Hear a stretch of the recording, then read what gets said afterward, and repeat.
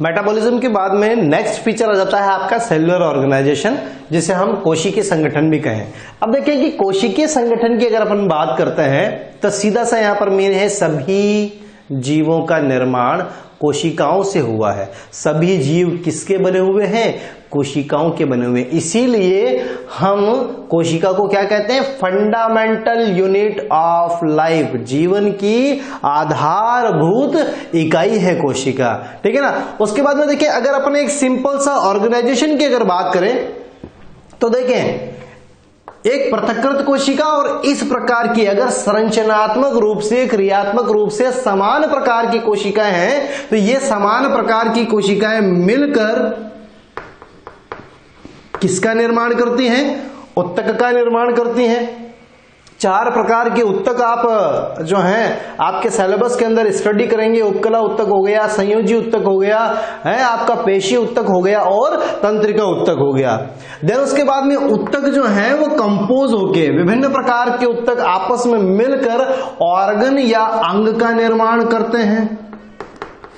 अंग मिलकर अंग तंत्र का निर्माण करते हैं और अंततः विभिन्न अंग तंत्र मिलकर एक बॉडी को ऑर्गेनाइज करने का काम करते हैं। तो ऑर्गन में आप लीवर, किडनी, हार्ट ये सारे एग्जाम्पल दे सकते हैं। अंग तंत्र ऑर्गन सिस्टम के अंदर डिफरेंट टाइप के जो एनिमल फिजियोलॉजी के अंदर आप सिस्टम स्टडी करते हो, डाइजेस्टिव सिस्टम हो गया, रेस्पिरेटरी सिस्टम हो गया, सर्कुलेटरी सिस्टम हो गया, वो सारे आपके किस में आ जाते हैं? अंग तंत्र में आ जाते हैं। तो एक बिल्कुल बेसिक सा मैंने यहां पर ऑर्गेनाइजेशन आपको बताया है कि किस प्रकार से कोशिकाएं मिलकर उत्तक का, उत्तक मिलकर अंग का, अंग मिलकर अंग तंत्र का और इस प्रकार से अंततः शरीर का निर्माण करते हैं। लेकिन आप यहां पर ध्यान में रखें कि क्या सभी जीवों के अंदर इस प्रकार का संगठन पाया जाता है? नहीं।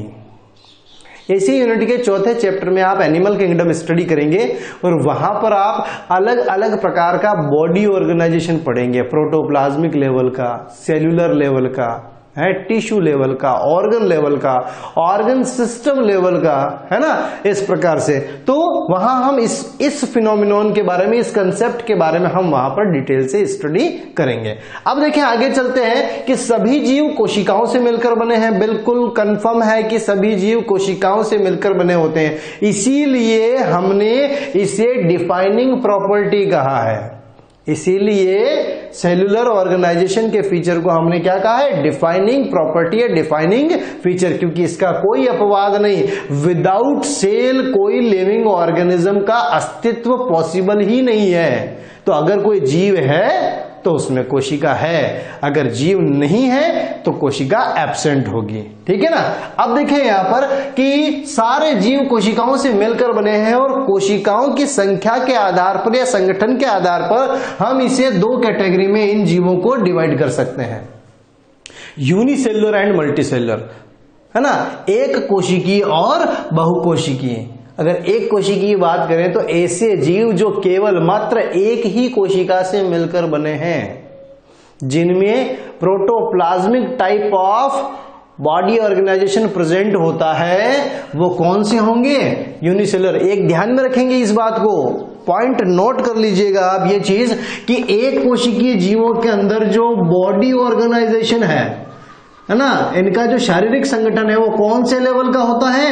वो होता है प्रोटोप्लाज्मिक लेवल का। आप उसे कोशिकीय प्रकार का संगठन नहीं कह सकते हैं, क्योंकि वहां पर कंपोज सेल्स जो है वो कंपोज हो ही नहीं रही है। सारे जो living organism, unicellular living organism है, वो फ्रीली एकदम स्वतंत्र रूप से जीवन यापन करने की क्षमता रखते हैं। तो बॉडी ऑर्गेनाइजेशन अगर कोई एक कोशिकीय जीव का आपको पूछ लिया जाए तो आप ध्यान में रखें कौन सा लेवल होगा?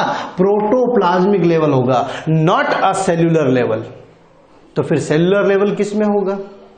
पोरीफेरा फाइलम के अंदर। अगर आपको थोड़ा सा ध्यान में हो तो पोरीफेरा जो संघ है उसके अंदर कोशिकाएं तो बहुत सारी होती हैं, लेकिन वो कंपोज होकर टिश्यू का फॉर्मेशन नहीं करती हैं, उत्तक का निर्माण नहीं करती है। तो इस प्रकार के रासायनिक संगठन को आप कौन सा कहेंगे? सेल्यूलर लेवल कहेंगे, लेकिन वहां पर नंबर ऑफ सेल्स बहुत सारी मिलती है। तो ये पॉइंट आप ध्यान में रखें। अब देखें कि एक कोशिकीय जीव जो है उनके ये आपको 3 फीचर ध्यान में रखने हैं स्पेशली, कि जीवन के सभी आवश्यक कार्य करने में सक्षम होते हैं। ये जीव जो है, एक कोशिकीय जीव जीवन के सभी आवश्यक कार्य करने में सक्षम होते हैं। यानी ये ग्रोथ भी रिप्रेजेंट करेंगे, ये जनन की प्रक्रिया भी संपन्न करेंगे, इनके अंदर उपापचय की प्रक्रिया भी संपन्न होती है, तो सभी आवश्यक कार्य ये कर सकते हैं। दूसरा, ये जो प्राणी है यूनिसेलुलर ऑर्गेनिज्म, ये स्वतंत्र अस्तित्व रखते हैं। यानी ऐसा नहीं है कि ये कंपोज होके या एक साथ मिलकर या कॉलोनी की फॉर्म में ही रह सकते हैं, बनाते हैं। आपको पता है बैक्टीरिया जो है वो कॉलोनी का फॉर्मेशन करता है, लेकिन आवश्यक नहीं। एक जीवाणु स्वतंत्र अस्तित्व रखता है, तो एक कोशिकीय जीव जो है वो स्वतंत्र रूप से अस्तित्व रखते हैं, पृथक्कृत जीवन यापन कर सकते हैं। और लास्ट पॉइंट यहां पर आपको इनके बारे में ध्यान में रखना है, कार्यात्मक विभाजन अनुपस्थित होता है, या फिर आप कह सकते हैं कार्य का क्रियात्मक विभाजन नहीं होता।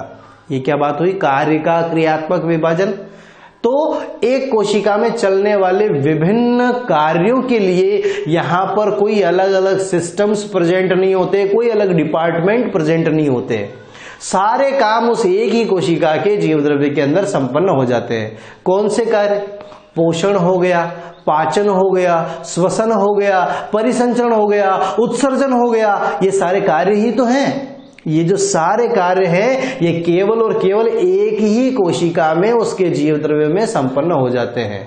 जबकि अगर मल्टी सेलुलर की बात करें, बहुकोशिकीय जीवों की बात करें, जैसे हम पाचन के लिए पूरा का पूरा एक सिस्टम है आपका पाचन तंत्र, श्वसन के लिए पूरा एक अलग डिपार्टमेंट है रेस्पिरेटरी सिस्टम, सर्कुलेशन के लिए पूरा एक अलग डिपार्टमेंट है परिसंचरण तंत्र, है ना। तो इस प्रकार से हमारी बॉडी में कार्य का क्रियात्मक विभाजन पाया जाता है, जबकि एक कोशिकीय जीवों में कार्य का क्रियात्मक विभाजन या लेबर डिवीजन क्या होता है, अनुपस्थित होता है। क्लियर। और लास्ट पॉइंट आपको ध्यान में रखना है कि कोशिका के बिना किसी जीव का अस्तित्व संभव ही नहीं है। अगर कोशिका नहीं तो कोई लिविंग ऑर्गेनिज्म नहीं, इसीलिए हमने इसको क्या कह दिया, डिफाइनिंग प्रॉपर्टी। तो इतनी सी छोटी सी जो बातें हैं आपको वो किसके बारे में ध्यान में रखनी है, सेल्यूलर ऑर्गेनाइजेशन के बारे में ध्यान में रखनी है। नेक्स्ट हम बात कर लेते हैं यहां पर कॉन्शियसनेस या चेतना की।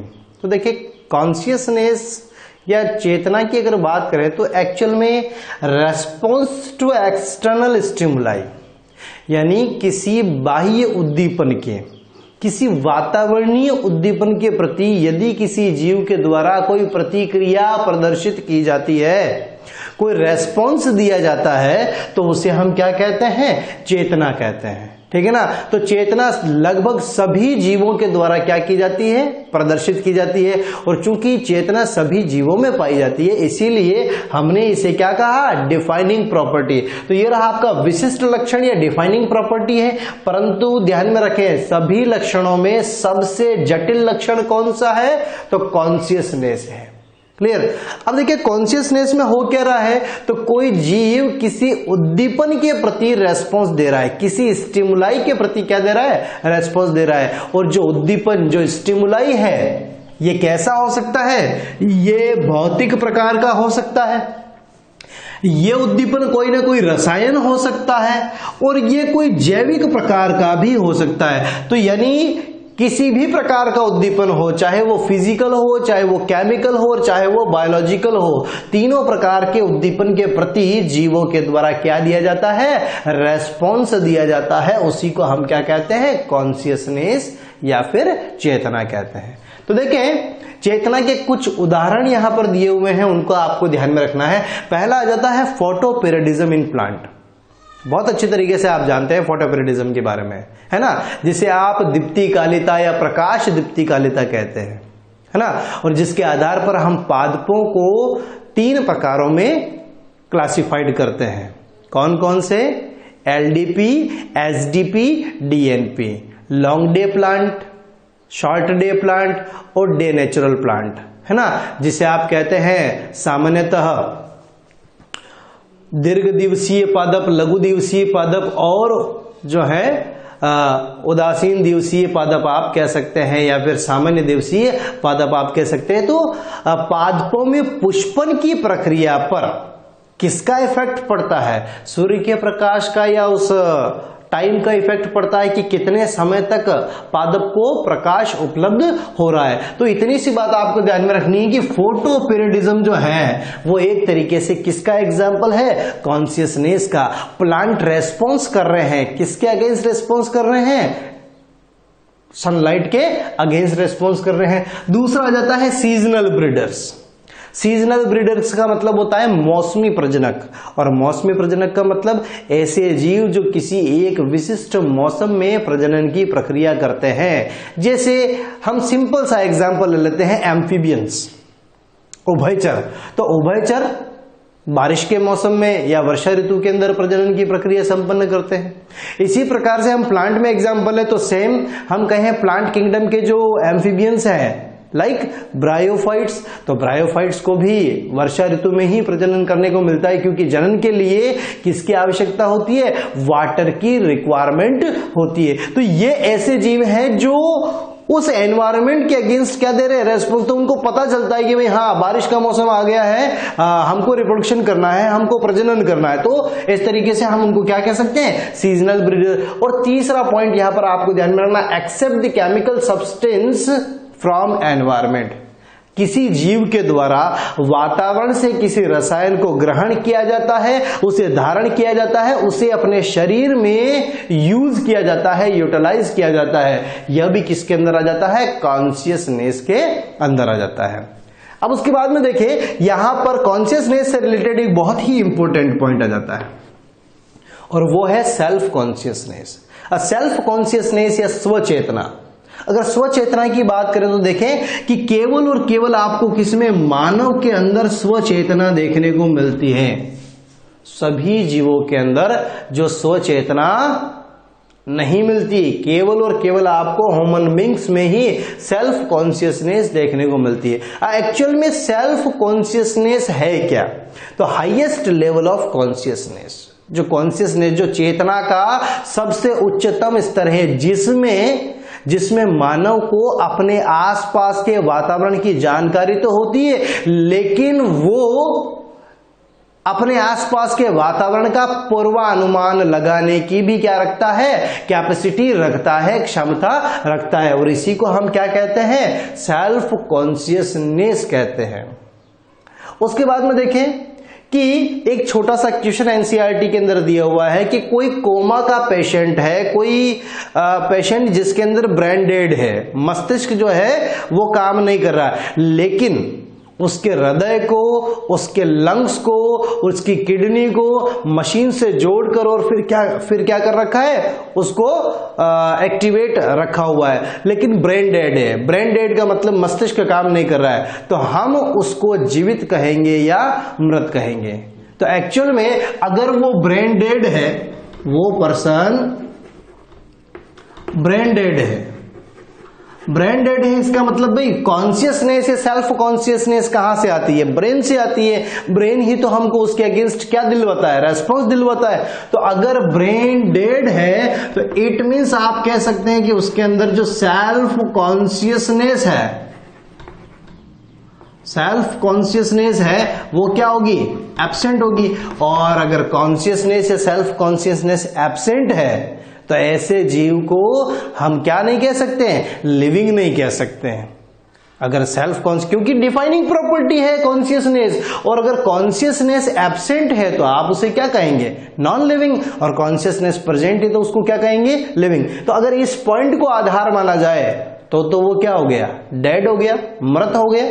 लेकिन हमने क्या कहा कि उसके अंदर जो मेटाबॉलिज्म है वो चल रहा है, उसके अंदर जो मेटाबॉलिज्म की प्रोसेस है वो चल रही है, वो स्टार्ट है। तो आपने क्या, दो डिफाइनिंग प्रॉपर्टीज है आपके पास में, एक सेल्फ कॉन्शियसनेस या कॉन्शियसनेस हो गई जो एब्सेंट हो रही है यहां पर, और दूसरा जो मेटाबॉलिज्म की बात करोगे तो मेटाबॉलिज्म यहां पर प्रेजेंट है। और मेटाबॉलिज्म अगर प्रेजेंट है तो इस कंडीशन में आप उसे क्या कहेंगे, लिविंग कहेंगे। तो यहां पर आपका आंसर होगा कि हम उसे ना तो मृत कहेंगे और ना ही जीवित, यानी हम उसको सिंपली क्या कह सकते हैं कि हम उसको ये आइडेंटिफाई नहीं कर सकते, या हम उसको न तो जीवित में काउंट करेंगे और न ही मृत में काउंट करेंगे। तो ये आपका आंसर रहेगा, आपको ध्यान में रखना है। और क्यों रीजन मैंने आपको बता दिया कि इसके अंदर सेल्फ कॉन्शियसनेस एब्सेंट होती है लेकिन मेटाबॉलिज्म प्रेजेंट होता है और सेल्यूलर ऑर्गेनाइजेशन भी प्रेजेंट होता है।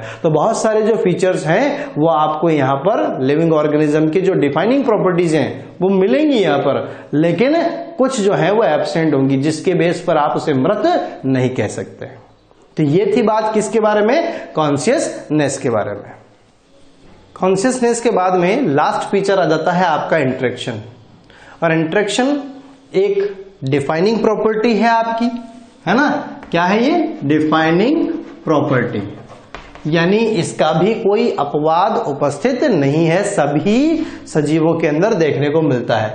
और जीव के विभिन्न भागों के मध्य आप कह सकते हैं, या फिर एक जीव और वातावरण के मध्य इंटरेक्शन या पारस्परिक जो क्रियाएं हैं वो संपन्न होती हैं। जैसे देखिए यहां पर मैंने जीव के विभिन्न भागों के मध्य का एक एग्जाम्पल दिया है कि एक कोशिका के मध्य इंटरेक्शन होता है, यानी दो कोशिकाओं के बीच में इंटरेक्शन की प्रोसेस होती है, पारस्परिक क्रियाएं, कुछ पदार्थों का लेन देन एक कोशिका दूसरी कोशिका से प्रभावित होती है। इसी प्रकार से हम कह सकते हैं कोशिका और उत्तक के बीच में, उत्तक और उत्तक के बीच में, उत्तक और अंग के बीच में, अंग और अंग के बीच में, और अंग व अंग तंत्र के बीच में। यानी सिंपल सा आपको ध्यान में रखना है, जीवों के विभिन्न भागों में इंटरेक्शन की प्रोसेस होती है और साथ में एक जीव एनवायरमेंटल फैक्टर के साथ भी इंटरेक्शन रिप्रेजेंट करता है। अब देखिए कुछ एबायोटिक फैक्टर की बात करें तो एबायोटिक फैक्टर में आ जाता है आपका पहला टेम्परेचर। प्रत्येक जीव के लिए या उसके सर्वाइवल के लिए एक ऑप्टिमम टेम्परेचर की रिक्वायरमेंट होती है। उससे कम या उससे ज्यादा ताप होने पर उसकी उत्तरजीविता पर संकट आ सकता है। इसी प्रकार से प्रकाश, जल, मृदा और विभिन्न प्रकार के पॉल्यूटेंट्स या फिर आप कह सकते हैं विभिन्न प्रकार के जो रसायन हैं उनके प्रति भी जीवों के द्वारा क्या प्रदर्शित की जाती हैं, इंटरेक्शंस या पारस्परिक क्रियाएं प्रदर्शित की जाती है। अब एक छोटा सा स्टेटमेंट आपको यहां पर ध्यान में रखना है कि जीवित जीव जितने भी लिविंग ऑर्गेनिज्म हैं वो सेल्फ रेप्लिकेटिंग है, यानी वो अपने जैसा नया जीव बना सकते हैं। दूसरा आपको ध्यान में रखना है इवॉल्विंग, विकासशील है, यानी प्रत्येक जीव का इन फ्यूचर क्या होने वाला है, एवोल्यूशन या विकास होने वाला है, या फिर वो विकास के एक चरण में हमेशा बना रहता है, ठीक है ना। और तीसरा आप बात करें तो सेल्फ रेगुलेटिंग, यानी स्वनियमनकारी। तो एक जो जीवित जीव है वो सेल्फ रेप्लिकेटिंग है, वो इवॉल्विंग है, वो सेल्फ रेगुलेटिंग यानी स्वनियमनकारी है, और इन्हीं को आप कह सकते हैं कि पारस्परिक क्रियाशील तंत्र है। एक जीवित जीव इन तीनों का पारस्परिक क्रियाशील तंत्र है जो बाह्य उद्दीपनों के प्रति लगातार क्या प्रदर्शित करते हैं, अनुक्रिया प्रदर्शित करते हैं। तो सिंपल सा वही कॉन्शियसनेस वाला सा यहां पर आपको कंसेप्ट मिल जाता है। इनके अलावा जो हमने 6 पॉइंट्स पढ़े हैं जिनमें 2 नॉन डिफाइनिंग और 4 डिफाइनिंग प्रॉपर्टीज पढ़ी है, इसके अलावा आप देखें तो आपको 2 फीचर और एनसीईआरटी ने दिए हैं कि एडेप्टेशन यानी अनुकूलन और होम्योस्टेसिस यानी समस्थापन, ये दोनों जो पॉइंट्स हैं, ये दोनों जो कैरेक्टर्स हैं, ये भी क्या हैं, लिविंग ऑर्गेनिज्म की डिफाइनिंग प्रॉपर्टीज है। क्योंकि एडेप्टेशन अनुकूलन कौन रिप्रेजेंट करता है, लिविंग ऑर्गेनिज्म रिप्रेजेंट करते हैं, और होम्योस्टेसिस या समस्थापन यानी शरीर के आंतरिक वातावरण को स्थायी बनाए रखने का काम भी किसके अंदर होता है, लिविंग ऑर्गेनिज्म। तो ये दोनों भी आपके लिविंग ऑर्गेनिज्म के डिफाइनिंग और इंपॉर्टेंट कैरेक्टरिस्टिक्स आ जाते हैं। तो ये थी बात आपकी लिविंग वर्ल्ड में लिविंग ऑर्गेनिजम्स के कैरेक्टरिस्टिक्स की।